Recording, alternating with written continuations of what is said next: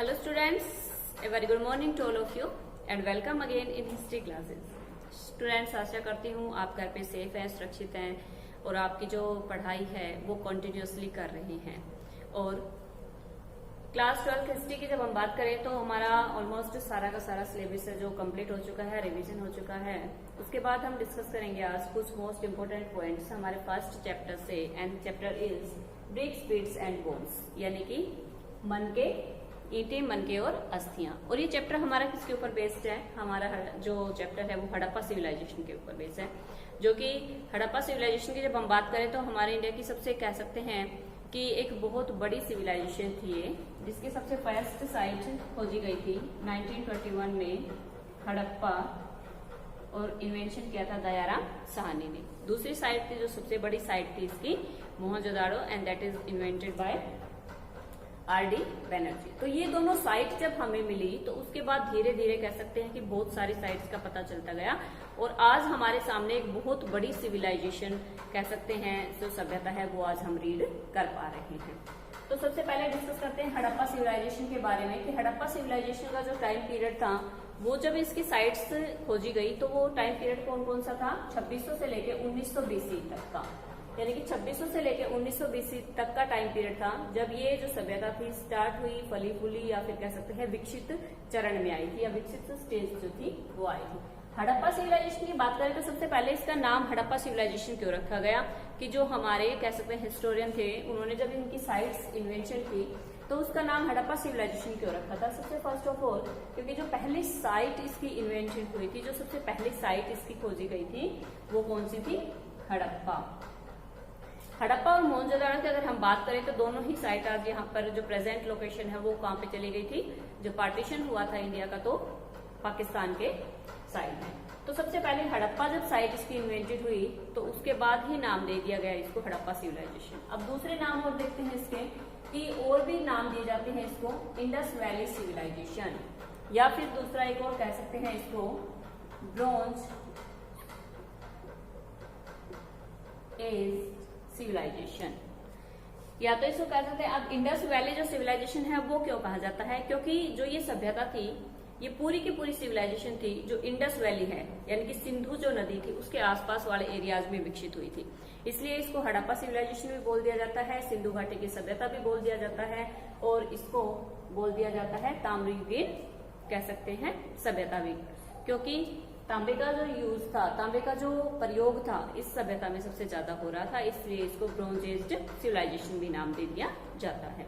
Time period की बात करेंगे 2600 से लेकर 1900 तक। उसके बाद इसका अगर हम नाम की बात करते हैं Harappa civilisation, Indus valley civilisation and bronze age civilisation. उसके बाद हम बात करेंगे bones of which animals were found at Harappa sites.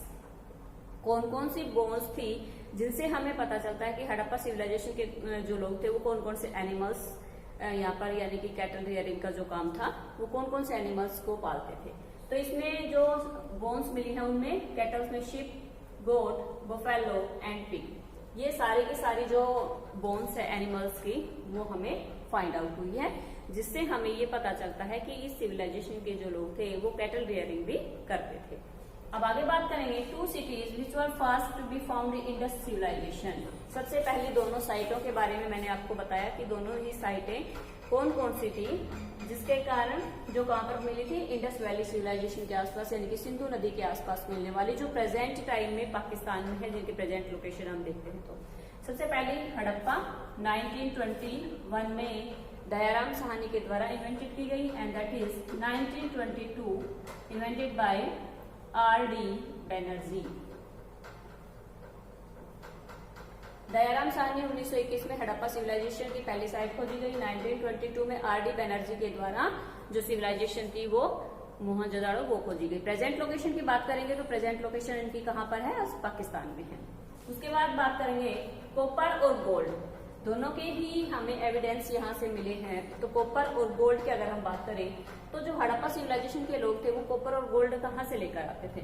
तो वो लेकर आते थे कॉपर तो हमारे जो राजस्थान का खेतड़ी है जो कि तांबे के लिए फेमस है, वहां से लेके आते थे, और राजस्थान और गोल्ड आता था यहाँ पर साउथ इंडिया से। साउथ इंडिया की अगर बात करें तो साउथ इंडिया में आज प्रेजेंट में भी जो कर्नाटक में कोलार की माइन है वो फेमस है। तो साउथ इंडिया से ये लोग क्या करते थे, गोल्ड मंगवाते थे। और जो कॉपर की बात करते हैं तो वो राजस्थान के कहाँ से आती थी, खेतड़ी से आती थी। मैनी सेल्स पाई जाती हैं यहाँ पर, यानी कि इनकी जो मोहरे हैं हड़प्पा साइड से बहुत सारी मोहरे प्राप्त हुई हैं, जिनसे कह सकते हैं कुछ ना कुछ उनके ऊपर लिखा हुआ है। लेकिन अगर हम इसकी लिपि की बात करें हड़प्पा सिविलाइजेशन की, तो उस लिपि को आज तक रीड हम नहीं कर पाए हैं। अदरवाइज जो इसके कह सकते हैं कि और एक और ज्यादा कह सकते हैं वेल डेवलप्ड सिविलाइजेशन के रूप में आज हमारे सामने होती। तो हमें कितने सेल्स प्राप्त हुई हैं, अराउंड 2000, बट 370 से लेके 40 वर क्वाइट कॉमन। अब इसमें 375 से लेके 400 तक कॉमन है, लेकिन जो 2000 के लगभग हमें मोहरे इनकी जो साइट्स हैं अलग अलग साइट्स से जिनका इन्वेंशन हुआ था वहां से हमें प्राप्त हुई है। अब हम फीचर्स देखेंगे हड़प्पा सिविलाइजेशन की।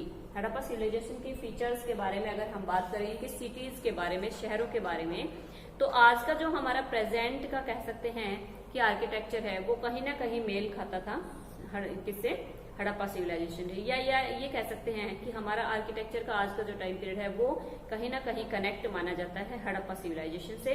सिटीज का हो, चाहे वो टाउन प्लानिंग के रूप में अगर हम बात करें, चाहे वो स्ट्रीट के बारे में बात करें, तो इसकी मेन जो कह सकते हैं फीचर्स कौन कौन सी थी, division of whole city into 2 towns, कि पूरी की पूरी जो सिटी होती थी, पूरा का पूरा जो शहर होता था, उसको 2 टाउन्स में डिवाइड किया जाता था, अपर टाउन्स एंड लोअर टाउन के रूप में।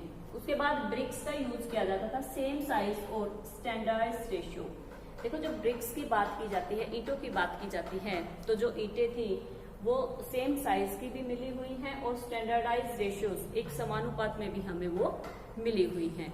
यानी कि 2 टाउन्स में टाउन प्लानिंग की बात की जाए तो टाउन प्लानिंग इनकी बहुत ही अच्छी कह सकते हैं हम, और ईंटों का प्रयोग उस टाइम पीरियड के दौरान होता था स्टैंडर्ड रेशियो के रूप में, और साथ में 2 टाउन्स के रूप में जो सिटी होता था पूरा का पूरा उसको विभाजित कर दिया जाता था। अब making of residential buildings with a definite plan.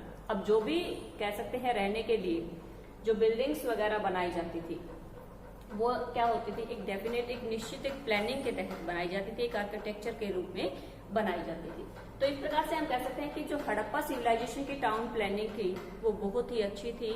साथ में मोहनजोदारो जो साइट है वहां से ग्रेट बाथ मिला है, जिसके बारे में कह सकते हैं हमारे हिस्टोरियन देखकर उसको बहुत ज्यादा सरप्राइज्ड थे। तो इसी प्रकार से जब सिटीज की बात की जाती है तो जो सिटीज हैं, शहर हैं, वो पूरी की पूरी प्लानिंग के साथ बसाए गए थे, और जो बिल्डिंग्स थी, रेजिडेंशियल बिल्डिंग्स थी, वो डेफिनेटली कह सकते हैं एक प्री प्लानिंग के साथ स्टेब्लिश की गई थी। अब विच एविडेंस गिव्स अस इंफॉर्मेशन। अब उसके बाद बात आती है कि ऐसे कौन कौन से एविडेंस हैं जो हमें ये बताते हैं हड़प्पा सिविलाइजेशन की पूरी इंफॉर्मेशन हमें देते हैं, क्योंकि इसकी जो कह सकते हैं स्क्रिप्ट है उसको तो हम रीड कर नहीं सके हैं अभी तक। तो उसके बाद ऐसे एविडेंस बेस्ड सिविलाइजेशन आज हमारे सामने है, जिसमें एक वेल डेवलप्ड सिविलाइजेशन को हम रीड कर रहे हैं। सबसे पहले रिमेन्स ऑफ टाउन्स, जो भी हमें अवशेष मिले टाउन्स के, यानी कि जो शहर थे उनके जितने भी हमें अवशेष मिले उनसे हमें पूरा का पूरा पता चलता है कि किस प्रकार की टाउन प्लानिंग की गई थी, किस प्रकार के नगर हड़प्पा सिविलाइजेशन के लोगों ने बसाए हुए थे। उसके बाद बात करते हैं जो बीड्स मिले हैं, मन के मिले हैं, क्वेंस मिले हैं, जो स्टोन्स मिले हैं, ब्लेड्स वगैरह मिली हैं, और जो इनके पोट्स वगैरह जो बर्तन वगैरह मिले हैं उनसे हमें पता चलता है हड़प्पा सिविलाइजेशन के बारे में। उसके बाद burials and bones of animals. देखो बोन्स ऑफ एनिमल्स के बारे में बात करेंगे तो बोन्स ऑफ एनिमल्स से हमें क्या पता चलता है कि कौन कौन से इनके जो कैटल रेयरिंग थी वो की जाती थी। उसके बाद जो कह सकते हैं कि जो कब्रें मिली हैं उनसे हमें पता चलता है कि किस प्रकार से शवों को जलाने का काम करते थे या फिर दबाने का काम करते थे। इनसे इनके शवाधान के बारे में हमें पता चलता है। उसके बाद इनकी सील्स हैं, मोहरे हैं और इनके वेट्स हैं। वेट्स की अगर बात करें तो ये बाइनरी सिस्टम में थे, समानुपाती उसमें थे। और सील्स जो मोहरे हमें मिली हैं, मोहरों से भी हमें पता चलता है, क्योंकि अलग अलग मोहरे जो हमारे पास कलेक्ट हुई हैं इनसे पता चलता है कि ये बाकी की जो सिविलाइजेशन थी, बाकी की जो कंट्रीज थी उनके साथ इनका एक्सपोर्ट और इम्पोर्ट जो था वो चलता रहता था। यानी कि जो सील्स हमें मिली हैं उनसे कनेक्टिविटी पता चलती है हमें बाकी सिविलाइजेशन के साथ या बाकी कंट्रीज के साथ हड़प्पा सिविलाइजेशन के लोगों की। तो सील्स की अगर हम बात करें तो इसमें क्योंकि जो आयात निर्यात का जो सिस्टम था, इनका आयात निर्यात जो चलता रहता था उसके बारे में पता चलता है। जो वेट्स थे, इनके बांटों की जो प्रणाली थी वो बहुत ही अच्छी थी। और जो बाटों की प्रणाली से हमें पता चलता है कि किस प्रकार का एक पूरा का पूरा अच्छा स्ट्रक्चर इन्होंने बनाया हुआ था। तो हड़प्पा सिविलाइजेशन के बारे में हम बात कर रहे हैं। हड़प्पा सिविलाइजेशन को नाम किसका दिया जाता है? इंडस वैली सिविलाइजेशन का नाम दिया जाता है, हड़प्पा सिविलाइजेशन का नाम दिया जाता है। क्यों दिया जाता है? क्योंकि इंडस वैली के आसपास ये हमें सभ्यता जो थी वो मिली थी। इसके 3 फेज आते हैं। सबसे पहला आता है इसका जब ये स्टार्टिंग थी, उसके बाद आता है इसका पूरा सेकेंड फेज।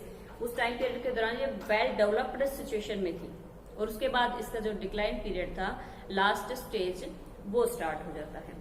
उसके बाद बात करते हैं एनिमल्स में, शिप, गोट, बुफेलो वगैरह को पालते थे। साथ में फास्ट साइट के बारे में मैंने आपको बताया, फास्ट साइट से वो इन्वेंटेड हुई थी 1921 बाय दयाराम साहनी।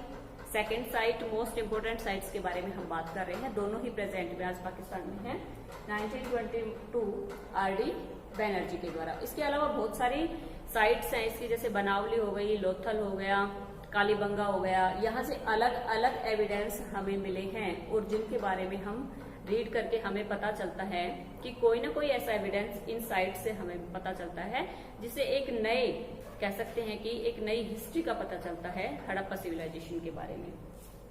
उसके बाद जब तांबे की बात करते हैं, कॉपर की बात करते हैं और गोल्ड की बात करते हैं, तो गोल्ड ये लोग कहाँ से लेके आते थे? साउथ इंडिया से लेके आते थे।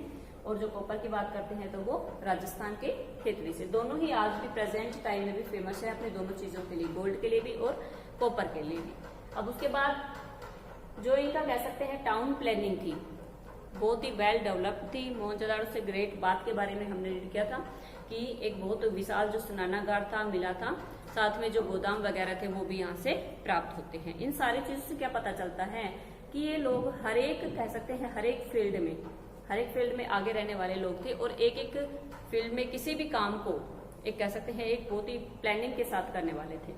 अब उसके बाद एविडेंस हमें मिलते हैं, जो टाउन्स के अवशेष बचे हुए हैं, टाउन्स के रिमेन्स बचे हुए हैं, इनकी सील्स वगैरह हैं, इनके वेटेज वगैरह हैं, साथ में जो बोन्स हैं एनिमल्स की, और साथ में इनका जो पोल्ट्री सिस्टम है, उनसे हमें इन सारी चीजों से क्या पता चलता है कि किस प्रकार की हड़प्पा सिविलाइजेशन थी। तो स्टूडेंट्स, आई होप आप हड़प्पा सिविलाइजेशन का जो चैप्टर है वो अच्छे से समझ गए होंगे। जो इसकी बेसिक इन्फॉर्मेशन है उसके बारे में आप समझ गए होंगे। सो इस चैप्टर को आप अच्छे से प्रिपेयर कीजिएगा। इसके जितने भी क्वेश्चन आंसर हैं सभी बहुत अच्छे से तैयार कीजिए, बहुत अच्छे से उनको लर्न कीजिए, क्योंकि यह जो चैप्टर है हमारा फर्स्ट, बहुत ही मोस्ट इम्पोर्टेंट चैप्टर है। सो इसकी जो बहुत अच्छे से प्रिपरेशन कीजिए। Okay, thank you.